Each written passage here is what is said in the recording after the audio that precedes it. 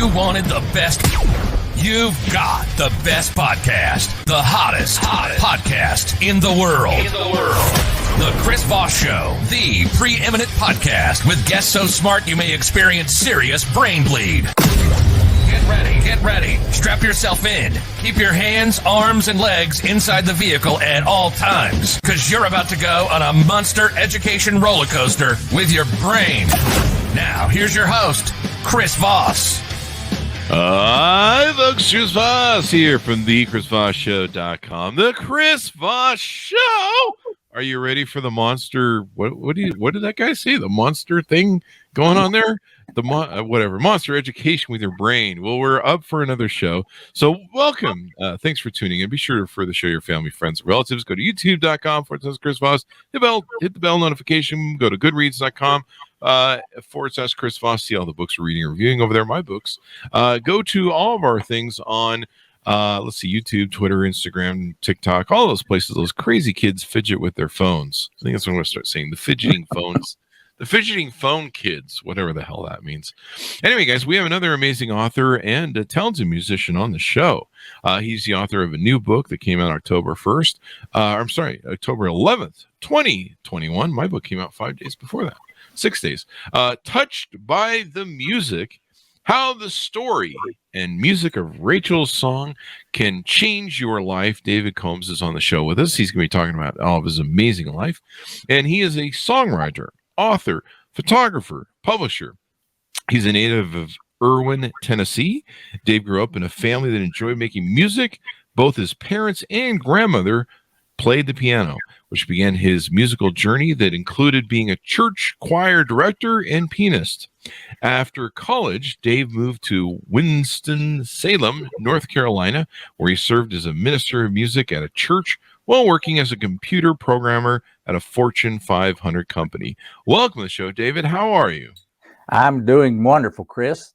I'm looking forward to this discussion tonight. I've been thinking about this all day, and I'm all pumped up about it now. There you go. And I've been thinking about you all day because we had you on the schedule, and I'm like, I'm going to have to be ready to do something at 4. So it's exciting to have you on. Congratulations on the book. Give us your .coms, your plugs, so people can find you on the interwebs, please. Well, we'll start out with that, but I've made it very simple. They only have to remember my last name, which is Combs, and it's combsmusic.com. And from my website page, you can go to, Facebook, Twitter, and YouTube, all those places at the links at the bottom. But start with combsmusic.com. And when you get there, it's very simple. I made it almost a no-brainer. My book's on the left, my CD of Rachel's songs on the right. And if you want to hear Rachel's song, just punch the play button in the middle of the screen, and it's the real deal. It's not a shortened version. It's not a sample. It's the real song. So you can listen to Rachel's song. You can check out the book. You can check out the CD. And then if you want to dive deeper, there's little links at the top to go into about me and other things. But just go to combsmusic.com and you're where you need to be. There you go. So what motivated you to write this book? And I suppose we should find out about what Rachel's Song is. Well, the book came about because of the journey starting with Rachel's Song in 1981, when I actually wrote the music, to now when it's basically all over the world in digital form.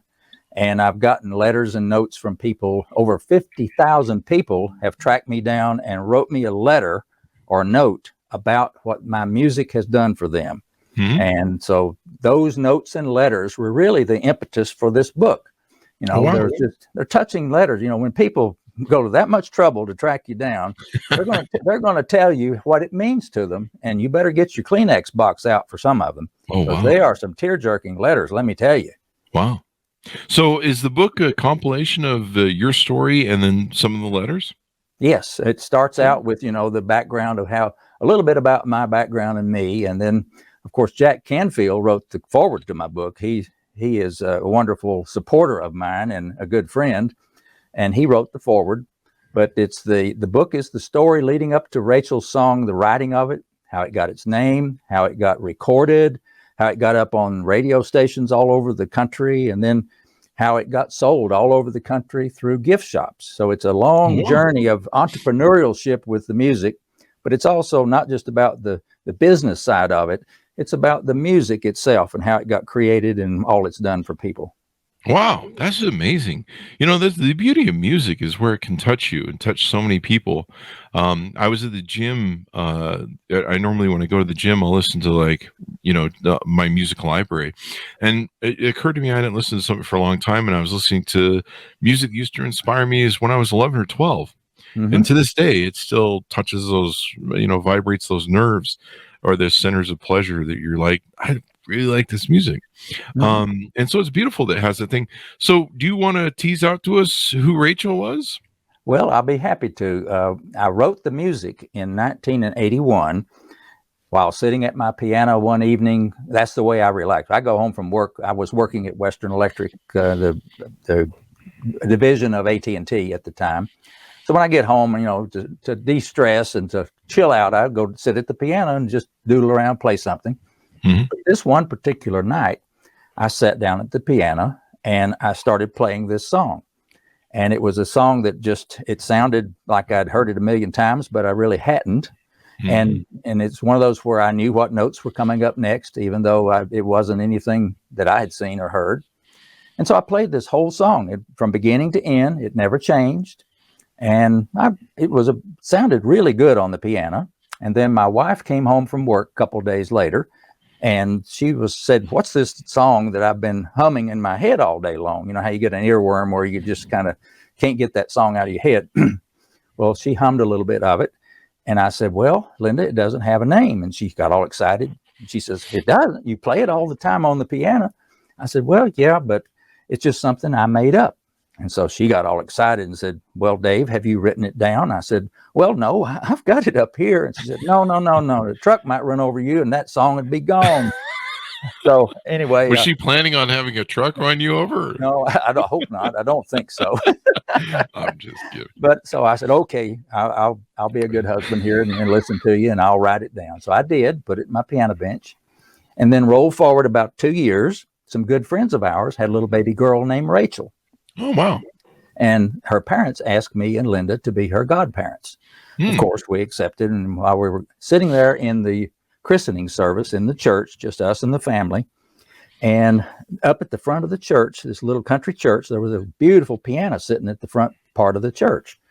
And at the end of the formal part of the service, I punched Linda and I said, "What do you think about me playing this little song now as part of the service?" She said, "Wow, yeah, that probably would fit." So I went up and asked the family and the preacher if it'd be okay if I played this song.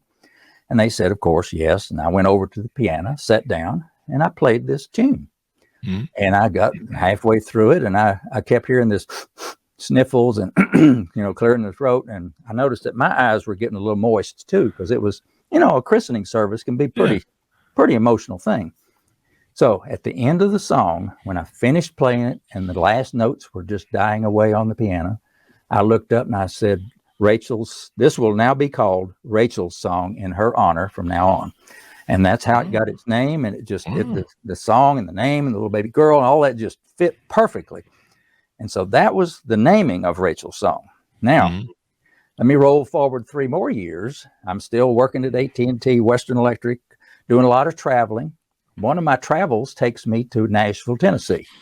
Well, Chris, as you know, Nashville, Tennessee is Music City, USA, and it earns that justifiably. So Linda says, "Why don't you go get a demo recording made of Rachel's song?" Well, okay, sounds like a good idea. And so one evening after work, I drove around Nashville looking for a studio.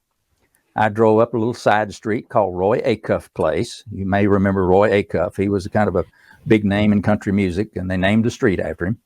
At the end of this street was a big building with a barn-like top, and out front was a big water wheel, like the music, a mill, ground up corn in the mill. And on the side of the building, it said the music mill. Well, I said, that's encouraging. So I went around the corner and pulled in the parking lot, and sure enough, there was a man sitting at the desk, and I saw through the door.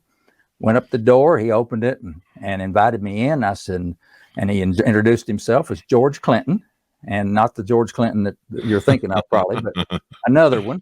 But this fella was a recording engineer in Nashville, highly thought of.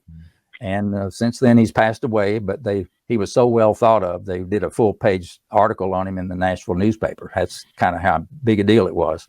Mm-hmm. But anyway, I did not know that. All I knew was it was a man that let me in this building. And I said, I'm looking for a studio to do a recording of a demo of my song. And he said, well, you're in a studio, young man. And I looked around, and over here's a huge life-size picture of Glenn Campbell. Here's a big old picture of the Alabama group. The Forrester sisters have gold records, platinum records all over the place in this lobby. I obviously was in a high-class place. Yeah. So, and I'd never been in a studio, and I told him, and he said, well, let me give you a tour. There's nobody recording right now. That's very unusual, but there's nobody here. So we went into Studio A, which, as you know, that's the big one. Mm-hmm. So the big room, you could put an orchestra in this room, and it was huge. Wow. Had a big concert grand piano over on the corner, and I went, wow. And he said, let's go in the control room. So it opens up this big door that's about this thick. You've seen these soundproof doors with the glass, you go in there, and I'm in that room. There was this console. I swear it must have been 8 feet long. Had all the sliders and the knob. You've seen those big consoles. Yeah. Tape recorders all over the place. I said, man, you could launch a spaceship from in here, I believe. And so I said, well, George, how much does a place like this cost? He said, well, it's $125 an hour plus engineer. Well, now remember, this was 1986. Yeah. 125 an hour was pretty steep back in 1986. A whole lot more than I made.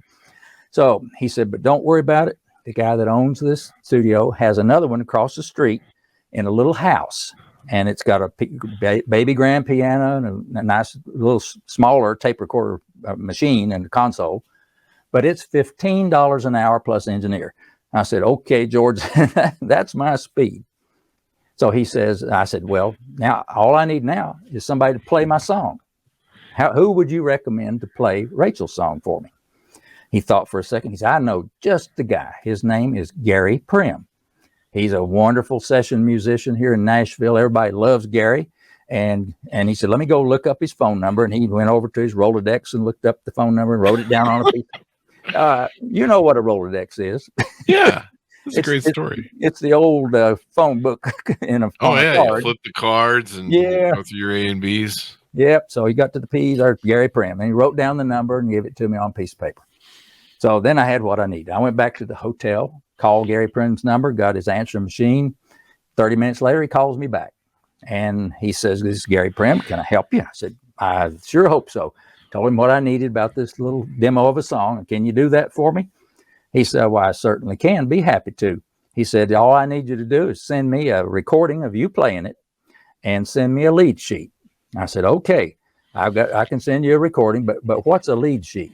I was showing my ignorance I had no idea what I was talking about or what he was talking about. So he said, oh, it's just the melody and the chords written out on the song. I said, oh, well, I've got that. That's what's in my piano bench. I just didn't know to call it a lead sheet. So got back home, mailed that stuff off to Gary. And 2 weeks later, we met in the studio. And Chris, it was August the 22nd, 1986 at 6 p.m. I never will forget it because that night and that recording session changed my life. At that time, I was over at this little studio, and in comes walking Gary Prim, carrying his synthesizer under his arm, and we meet for the first time. Mm-hmm. He goes over to the little grand piano, the Yamaha baby grand piano, sits down and starts warming up a little bit. I'm in the control room with the engineer, and pretty soon Gary says, well, I'm ready. So the engineer says, me too. So he pushes the record button and says, we're rolling. And Gary starts playing Rachel's song. Wow. Now, remember, this is the first time I've ever heard my own music played by somebody else. Wow. Because I'm the only one that's ever played it before. So I'm blown away by what I'm hearing. Well, he gets halfway through the song, and he stops, and he said, I can do better than that. So we rewound the tape, start over, and he starts at the beginning. And he plays the song all the way through to the end. No mistakes, nothing. Didn't have to stop anywhere. And then I thought, wow, this is amazing.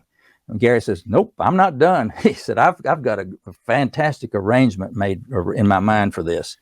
He said, I got to add some more. So he said, I want to add some electric piano as part of it. And what I'm going to do is what he called doubling. He's going to play exactly what he played on the acoustic piano on the electric piano to make it sound fuller and, a much fuller sound. Mm-hmm. Which he did. He put his headset on just like you've got on there and sitting there listening to himself on the real piano. And then he's playing the electric piano along with it. Wow. 2 tracks of that. So now we're up to 4 tracks. Now he says, well, this song needs some bottom to it. In musical terms, they want some low notes in there. So he said, I'm going to put some low strings in here. And so 2 tracks, low strings. Now it needs some high strings. 2 more tracks, high strings. And then in the middle part, he says, I think some horns in here would just give it just a little punch, just to get it going there. Mm-hmm. And he added 2 more tracks of horns. And then he said, well, I think that's it. So he came into the control room. We all listened to it, all mixed down together. And I'm sure my mouth was open. I was in total awe of what just happened. And Gary says, that sounds good to me. So I wrote him his check for his agreed upon amount, and he left. And I had no idea that I would ever see him again. But he and I later recorded over 170 songs together. Oh, wow. I wrote over 120 more, and he recorded all of those for me. And now we are the best of friends. He's like a brother to me. So awesome. It's just, it all started from that recording session that night in August of 1986. That's awesome. Oh, that is a wonderful story. And you guys wrote a lot of songs. Yeah. Well, and it all started from Rachel's song. Yeah. And then it took a life of its own. It took on a life of its own. Once it got out there and people got to hearing it, I kind of lost control of it because people wanted it, and I had to find a way to get it to them. And, it was just a real interesting story of how I took that one song and then figured out all these things. How do you make CDs? How do you make cassette tapes? How do you design a CD cover? How do you get it manufactured? And all those kind of things. People in the audience are loving this beautiful story. I've got heartwarming. Let's see, what else do we have? Music for the soul. Yeah. So people are loving this. And it sounds like people really love the music too. So you said it sold. Do you have CDs that people can take an order and buy, or some sort of musical format? Yeah, that was, we started out back in the 80s, in the mid 80s with cassette tapes, of course, and CDs they came around about the mid to late 80s. And so I had CDs produced, and I still produce my music on CDs, but CD sales even are kind of going the route that cassette tapes went. They just down. Most people are downloading or streaming music these days, but I still have my CDs. When you go to my website, you can see a link right underneath the CD, and that'll take you right to Amazon, and you can purchase a CD right from Amazon, but you can also download right straight from Amazon or stream it from Amazon as well.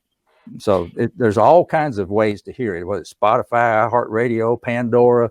You can have a Dave Combs or a Gary Prim station on Pandora, all those kind of places. Yeah, I'm looking at on Google. It says Spotify, YouTube Music, Pandora, Apple Music, iHeart, and Deezer are some of the places you can stream it from, and probably buy the music too if you want. And then there's several videos, I think, that you have, I'm seeing on the thing of you playing Rachel's song and some of your other music.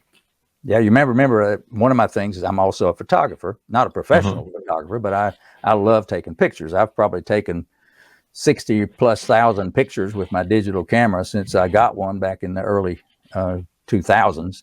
And but I love photography of landscapes, close-ups of flowers, beautiful photography. And so what I've done is I take my music and my photography and put them together and make a music video and put it on YouTube, so that when you can listen to Rachel's song, for example, and see some of my photography up there as well, along with some quotes of some of my fans and whatever. And so I've tried to marry the two, the video, the visual and the auditory parts together to make a really good combination on YouTube. There you go. That's pretty awesome. Is all your music instrumental? Have you ever brought in singers or anything like that? Well, funny you asked that. I was asked at one point to write music for a James Bond movie. Now, there's a long story behind how that happened, but anyhow, the Universal Studios sent me a copy of the script summary for the movie and asking me to write music and submit it as a theme song for the James Bond movie, The Living Daylights. You probably remember that one. Oh, yeah.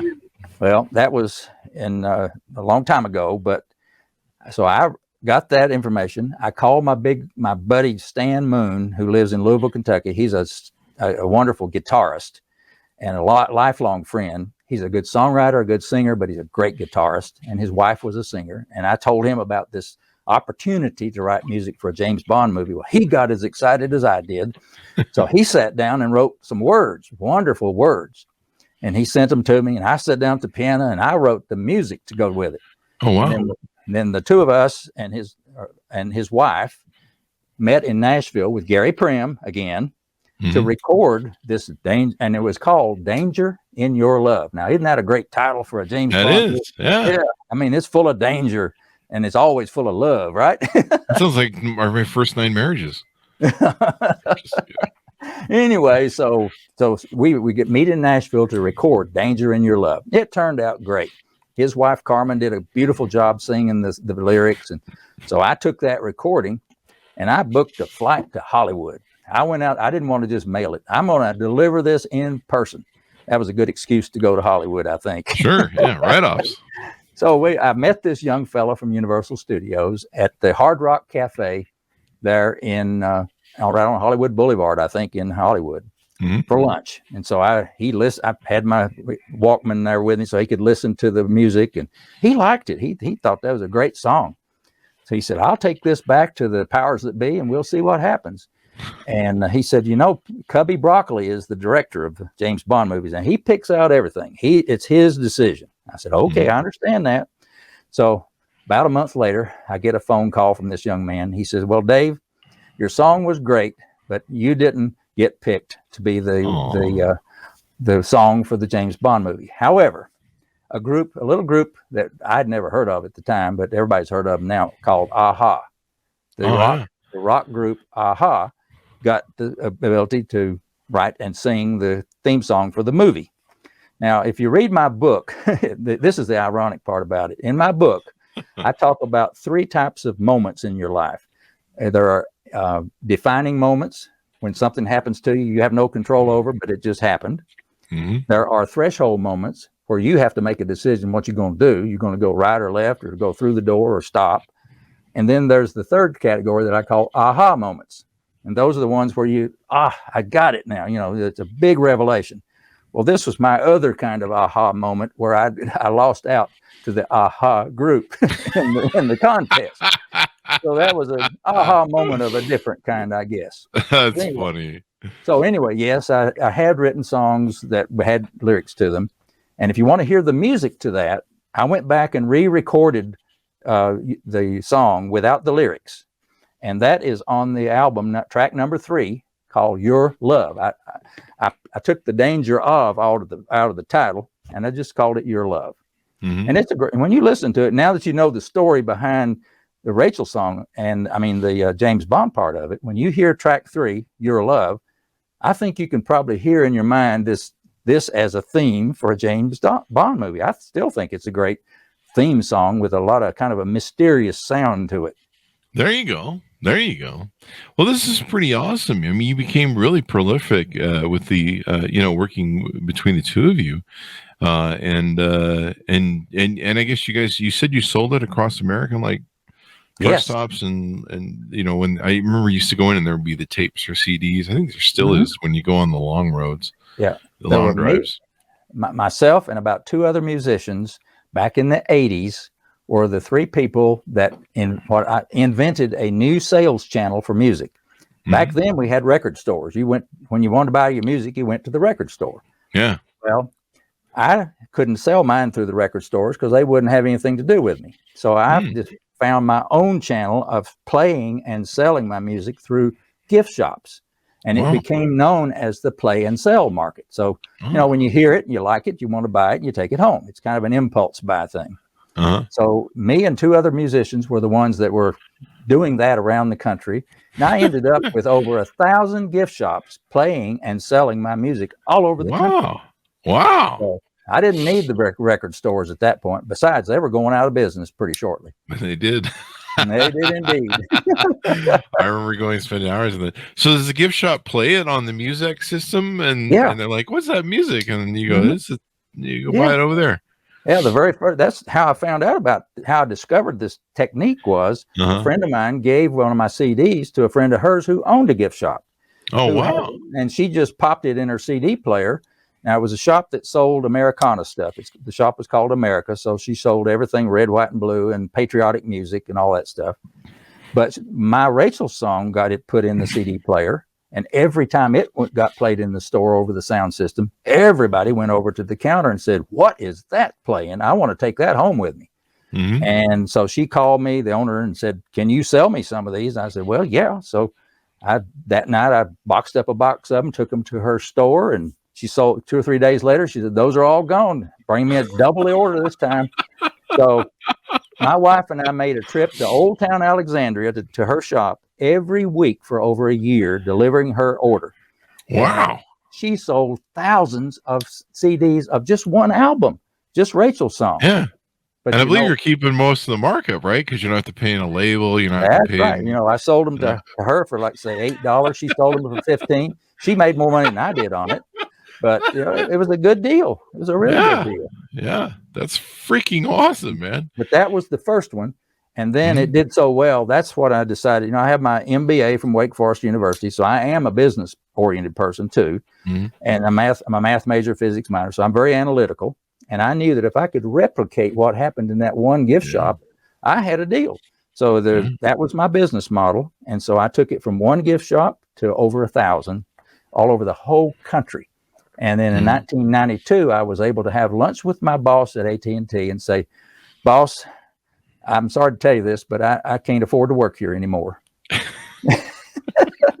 So it was, he laughed. He was a great guy. He is a great guy. And he knew what I was doing how well I was doing with my music.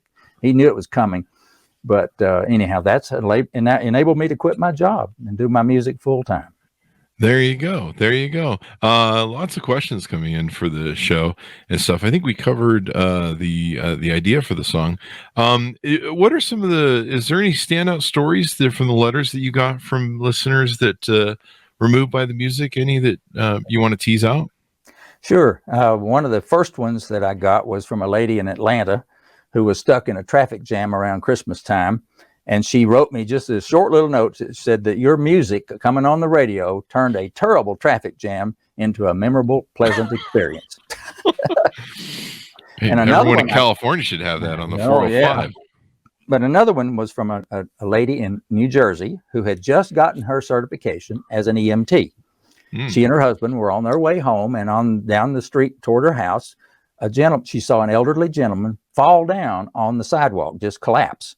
So they stopped, of course, and she ran over to the gentleman to see if she could help him, and she left the car door open. And while she reached the guy, she heard on the radio music, and she yelled back to her husband, "Turn that music up loud."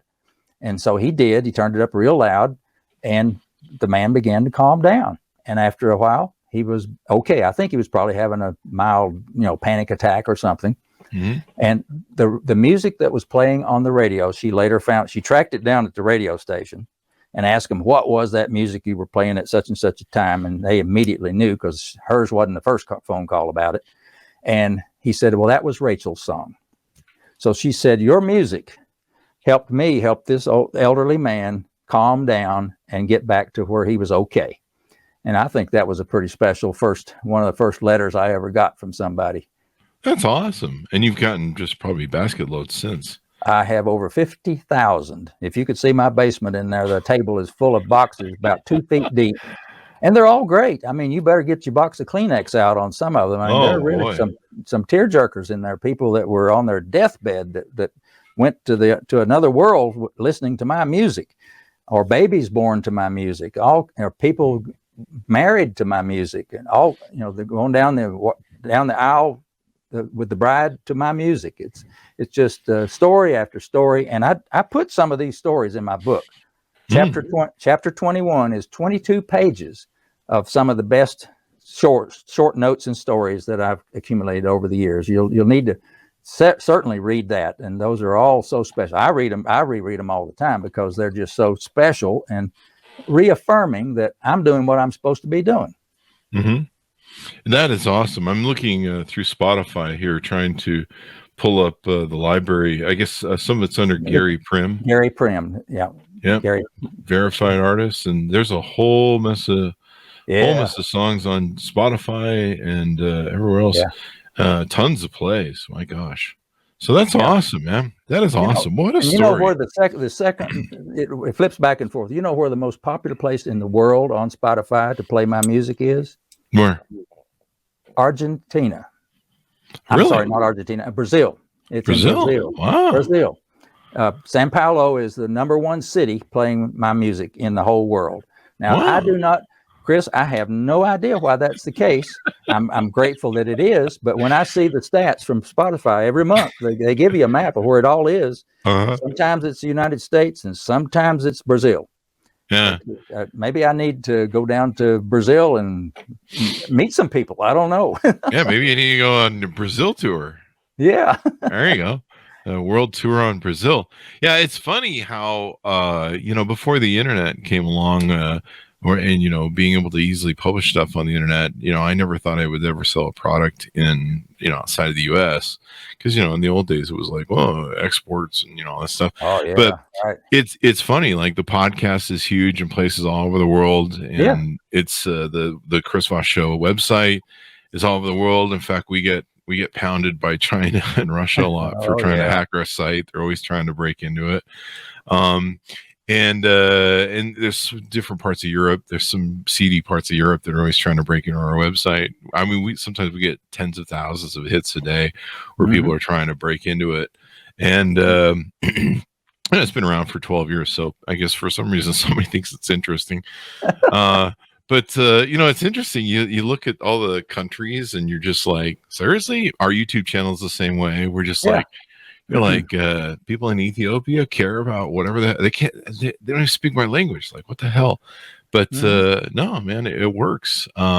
We find on YouTube when we do our copyright strikes, we'll find like all these countries. A big one is India and Africa, where they steal our content, our video content, and then rebrand it, and which is funny because it still has the Chris Voss Show logo on it. Right. Like you can't really move the logo without screwing up the video, so they just leave it on there. And of course, sometimes we have. I think the last time we went in, we had like thousands of copyright claims we had to take and do takedowns on. But it's just really amazing how big. Yeah, maybe you got a future tour there down in Brazil now that coronavirus is over. But speaking of YouTube, one of the things that I did back in the pandemic, 2 years, it's hard to believe it's been 2 years. In my mind, it's just last year, but it's really 2. Feels like 5 to me. It's unbelievable. But you remember those stories that came on the news right after this thing happened, and they started locking down everybody. They would lock down these nursing homes and assisted living facilities. And, my mom lived in an assisted living facility the last 2 years of her life. So I knew what this was all about. And my heart just bled for these people that were just basically suddenly imprisoned in their own rooms. They couldn't leave. Their family couldn't come see them. They had to slide their food under the door. It was just terrible. So I decided I'm going to do something because I knew that my music helped relieve the stress of those people. Because I used to go out and see my mom, and I'd do programs for she and her hallmates. I'd play music, and they loved it. So I knew that this would help them. So I took my music and my videos, and you can find it on my YouTube channel, Combs Music. There's some long playing videos. I took a whole album and photographs and all of the album and repeated it. So the YouTube video plays for 6.5, 7 hours so that these nursing home and assisted living facilities people could put it up on the screen, push play, and they would play all day long. They didn't have to babysit it. It would just play and play and play. And the people there could enjoy the beautiful music and the scenery and take their mind off the troubles. And so I did that, and I did a lot of work, but I got a hold of all 45,000 facilities in the entire country. Wow. I got my music basically so that they could all play it for free. I sent them YouTube links and said, here, Just play it for your residents and hope that it helps. And wow. I got great feedback on that, and it's still out there. They can still play it, but it's long playing videos. I think I have 3 of them that will play for that long. And so that was one. That's what I did to hopefully do my little part in helping them get through the pandemic. That's an awesome way of giving back. I saw a lot of artists, because they couldn't tour, and so they just started broadcasting from their home. Some of my favorite artists from when I was a kid suddenly appeared and are like, we're just going to play. And yeah, you're trapped. For us, the podcast coronavirus was really good for the podcast because everyone was trapped and had to listen to my silly little broadcast here. But it worked out pretty good. We got some really good guests off it because they couldn't go anywhere else for their book tours. Yeah, right. So it worked out great. Anything more you want to touch on before we go out about the book or tease out? Well, I just hope that the book will be there's 2 kinds of people I think will be attracted to the book. One is an entrepreneur. If you're in an entrepreneur mindset and want to learn how I did it as an entrepreneur from scratch to build my music business, and you may not be in the music business necessarily, but the principles that I use to kind of go around and get from A to B in a kind of zigzag way sometimes, but those principles stay the same, like the principle of taking action. Don't just sit back and wait for everything, all the lights to go green before you leave. You just have to go on faith and try something. If that doesn't work, no problem. And you just found out one more way it won't work. So you go back up and you do something else. So there's a lot of those kind of principles of success that are in my book. So those people that are entrepreneurial oriented would, I think, like to read my book. And of course, those that like music and like to hear these stories of how I went from Rachel's song to 15 albums and from one gift shop to over 1,000. Those kind of stories are all in there as well, along with the 22 pages of stories from my fans as well. So I'm hoping that the music will appeal to people, and that's really my mission. I wrote the book not so much to sell books. It did real well. When it came out, it was an Amazon bestseller in several categories. Mm-hmm.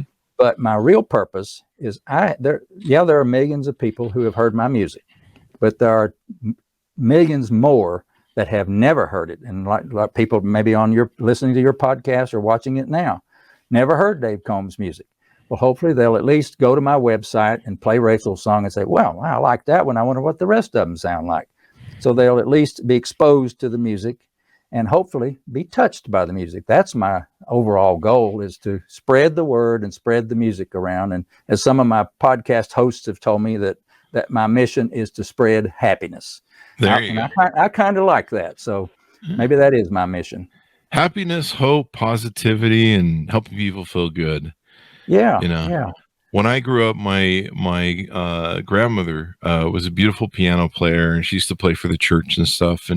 But she sat and taught me a little bit of how to play piano music. I didn't get it at the time, but she sat down and taught me a real appreciation. And to me, there's few other things like the acoustics of a piano.